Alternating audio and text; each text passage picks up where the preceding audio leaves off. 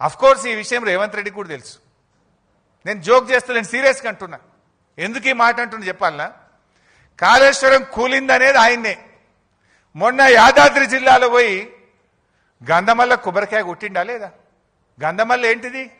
Continuation of Kaleshwaram. మరి కూలిందనేది నువ్వే, Gandhamalla project కొబ్బరికాయ కొట్టేది నువ్వే.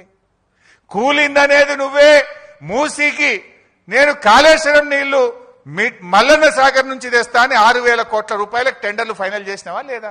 మరి కాళేశ్వరం కూలిందంటావు, కాళేశ్వరం నీళ్లు 6,000 కోట్ల రూపాయలతో తెచ్చి మూసీలో పోస్తా అని టెండర్లు ఎట్లా ఫైనల్ చేస్తావు బిడ్డ? అంటే నువ్వు అబద్ధాలు చెప్తున్నావు, గోబల్స్ చెప్తున్నావు. సో ఎప్పటికైనా కేసీఆర్ చేసిన నిర్ణయం తన కోసం కాదు, 100 ఏళ్ల రాష్ట్ర భవిష్యత్తు కోసం ఆలోచించి కేసీఆర్ గారు మల్లన్న సాగర్ లాంటి ప్రాజెక్టులను, కాళేశ్వరం ప్రాజెక్టును వారు నిర్మించడం జరిగింది.